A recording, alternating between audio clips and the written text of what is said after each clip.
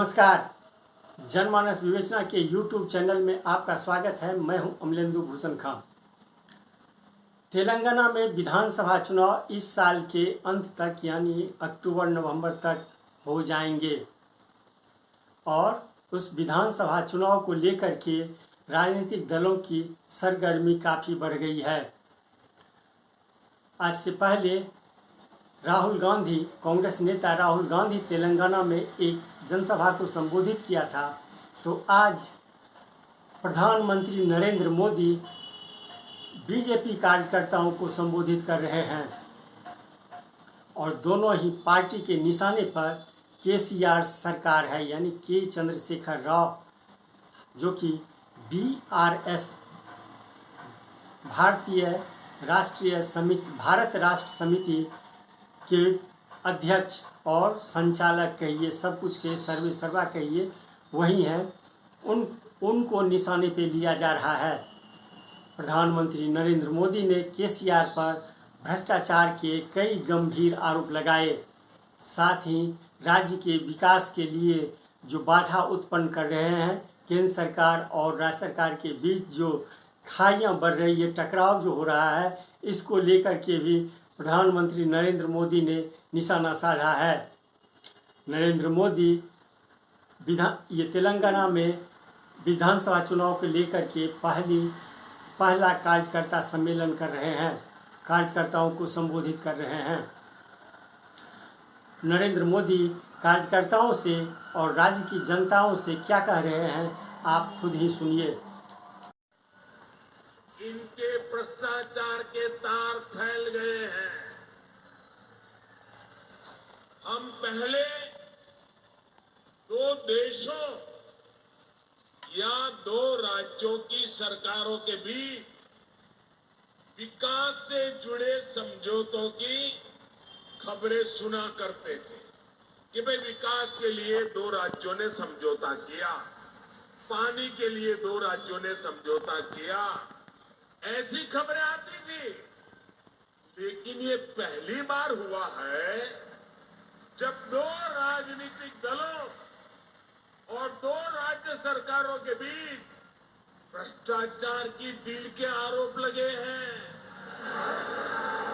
ये दुर्भाग्य है कि जिस तेलंगाना के लिए जनता ने इतना संघर्ष किया, इतने बलिदान दिए, उस जनता को ऐसे दिन देखने की नौबत आई है।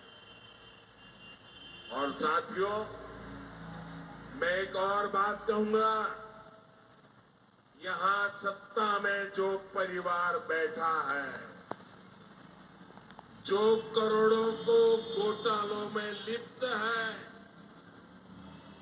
जिस पर जांच एजेंसियों का शिकंजा लगातार कस रहा है, जिसकी पोल तेलंगाना के लोगों के सामने खुल चुकी है, वो परिवार अब तेलंगाना की जनता को गुमराह करने के लिए, माइंड डाइवर्ट करने के लिए नए नए हथकंडे अपना रहे हैं।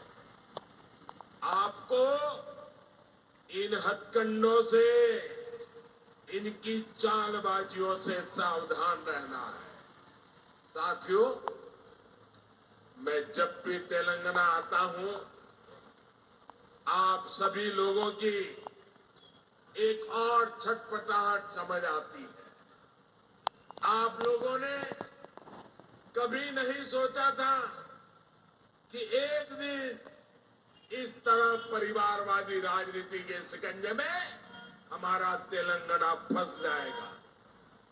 परिवारवादियों को सिर्फ अपने बच्चों, अपने बेटे बेटियों के भविष्य की चिंता होती है। उन्हें देश के, तेलंगाना के दूसरे बच्चों का भविष्य बर्बाद होने से कोई फर्क नहीं पड़ता। और देश के लोगों को, तेलंगाना के लोगों को एक और बात भी नोट करनी होगी। ये जितनी भी परिवारवादी पार्टियां हैं, उनकी नींव भ्रष्टाचार पर खड़ी होती है। परिवारवादी कांग्रेस का भ्रष्टाचार पूरे देश ने देखा है। परिवारवादी बीआरएस का भ्रष्टाचार पूरा तेलंगाना देख रहा है। कांग्रेस हो या बीआरएस, दोनों ही तेलंगाना के लोगों के लिए घातक है। इन दोनों से ही तेलंगाना के लोगों को बचकर रहना है। साथियों, किसी भी जनप्रतिनिधि के लिए सबसे बड़ा पाप होता है अपनी जनता का भरोसा तोड़ना। और यहाँ की राज्य सरकार ने तेलंगाना के लोगों का भरोसा चकनाचूर करने का पाप किया है। कितनी सारी उम्मीदें लगाई थी आप लोगों ने, विश्वासघात किया है। तेलंगाना आंदोलनों के वो दिन मैं कभी भूल नहीं सकता। कितनी बड़ी बड़ी बातें कही गई थी कि हम यहाँ लाखों भर्तियां करेंगे, युवाओं को सरकारी नौकरी देंगे, लेकिन आपको इन लोगों ने सिर्फ और सिर्फ झूठ ही दिया है। तेलंगाना में भ्रष्टाचार का जो खुला खेल चल रहा है, इसका सबसे बड़ा नुकसान यहाँ के युवाओं को उठाना पड़ रहा है। Telangana state public service commission scam के बारे में कौन नहीं जानता है। पिछले 9 वर्षों से तेलंगाना के लाखों नौजवान सरकारी भर्तियों का इंतजार कर रहे हैं, लेकिन यहाँ की सरकार ने सरकारी नौकरियों को अपने नेताओं की तिजोरी भरने का माध्यम बना दिया है। साथियों, तेलंगाना की 12 यूनिवर्सिटीज में हायर एजुकेशन को तबाह करके यहाँ की सरकार ने लाखों नौजवानों का भविष्य बर्बाद कर दिया है। टीएस पब्लिक सर्विस कमीशन ఆధ్వర్యంలో 30 లక్షల మంది నిరుద్యోగులు ఎంతో కష్టపడి అప్పులు చేసి పరీక్షలు రాస్తే మీ చేతకనతనంతో మీ అవినీతి కారణంగా ఈ రోజు public service commission paper leak అయ్యి లక్షలాది మంది నిరుద్యోగ జీవితాలలో నిప్పులు పోసిన మిమ్మలను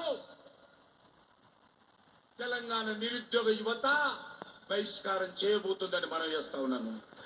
అంతేకాదు ఈరోజు ఈ యొక్క మతోన్మాద సంస్థ అయినటువంటి మజ్లిస్ పార్టీకి పెంచి పోషించినందుకు ఈరోజు తెలంగాణలోని యువత మిమ్మల్ని బహిష్కారం చేయబోతుందని మనం చేస్తా ఉన్నాను. అంతేకాదు ఈరోజు ఈ రాష్ట్రంలో మీరు రైతులకు ఉచితంగా ఎరువులు ఇస్తామన్నారు. అయ్యా కేసీఆర్ గారు, భగవంతుడు మిమ్మల్ని అందుకే పుట్టించారని చెప్పారు కదా, ఏమైనా ఎరువులను అడుగుతా ఉన్నాను. ఉచిత ఎరువులు ఎందుకు ఇవ్వలేదు? కాబట్టి మిమ్మల్ని తెలంగాణ రైతులు తప్పకుండా బైకాట్ చేస్తారని మనం చేస్తా ఉన్నాను.